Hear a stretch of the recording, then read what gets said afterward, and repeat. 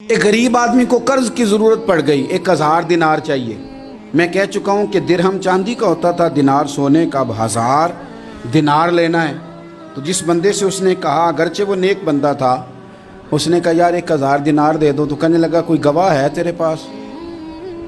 وہ کہنے لگا غریبوں کا گواہ کون ہوتا ہے؟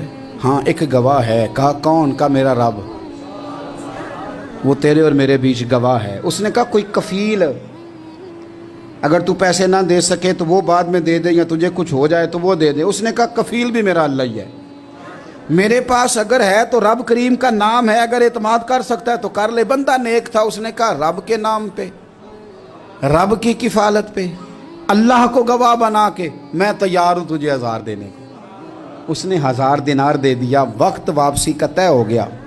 وہ چلا گیا پیسے لے کے۔ اس نے پوری محنت کی کہ میں نے وقت پہ پیسے لوٹانے، پوری محنت بھی کر لی، اللہ نے مدد بھی کر دی، پیسے بھی اس تاریخ کو اسے مل گئے۔ بعض لوگوں کا تو لوٹانے کا دل ہی نہیں نہ ہوتا۔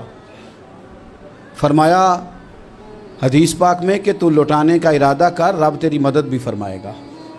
لیکن یہاں بہت سارے لوگ کہتے ہیں خیر ہے، ارادہ ہی نہیں، تو پھر جس طرح کا بندے کا گمان ہو رب بھی اسی طرح کا معاملہ فرماتا ہے۔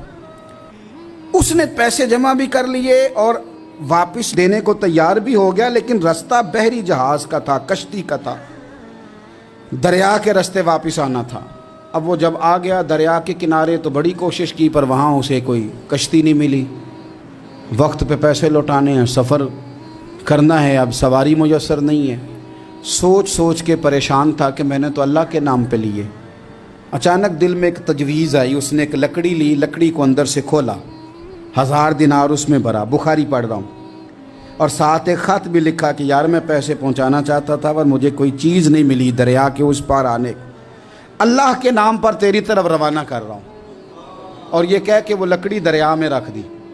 وہ لکڑی ڈوب گئی ہے، واپس آ گیا۔ وہ جس نے پیسے لینے تھے وہ عین مقررہ وقت پر دریا کنارے آیا۔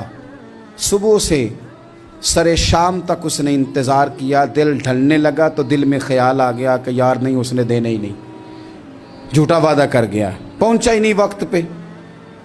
اب جب واپس لوٹنے لگا تو اچانک دریا میں ایک لکڑی تیرتی ہوئی دکھائی دی۔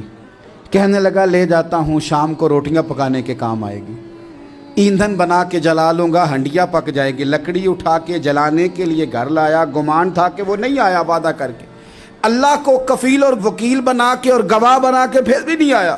لکڑی لے کے گھر گیا، بخاری ہے، اور جب اس کو چیرا نہ کہ میں اس کی آگ جلاؤں گا، کھولا تو اندر سے 1000 دینار بھی نکل آیا، خط بھی نکل آیا۔ اب ذرا سمجھنا، اس کے دل میں بات کس نے ڈالی کہ تو لکڑی میں پیسے ڈال دے؟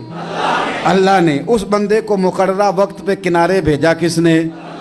لکڑی صرف اسی کے ہاتھ آئی تو یہ بندوبست کیا کس نے؟ اللہ نے۔ گھر جا کے چیری تو پیسے بحفاظت اس تک پہنچائے کس نے؟ تو پھر ہمیں بھی توجہ اللہ کی جانب بھی کرنی چاہیے، ہمارے پہ دل کی توجہ رب کی طرف ہی ہونی چاہیے نا، ہمیں ادھر ادھر جانے کی، دیکھنے کی، بندوں پر غور کرنے کی ضرورت کیا ہے؟ وہ پیسے پہنچ گئے، یہ وہاں اپنی جگہ پہ پریشان تھا، اس نے 1000 دینار اور جمع کیا۔ پھر دوبارہ ایک دن دریا کنارے آیا، کشتی مل گئی، بیٹھ کے اپنے اس بھائی کے پاس آیا، کہنے لگا دیکھنا مجھ پر بدگمان نہ ہونا، پیسے اس تاریخ کو بھی جمع کر لیے تھے، دریا پہ آیا تھا پر کشتی نہیں ملی تھی، پھر میں نے نا لکڑی میں ڈال کے خط ڈال کے تیری طرف بھیج بھی دیے تھے، لیکن آج میں پھر لے کے آ گیا ہوں۔ وہ کہنے لگا خوش ہو جا، جس رب کو تو نے میرا اور اپنا گواہ بنایا تھا اس رب نے میرے تک پہنچا بھی دیے ہیں۔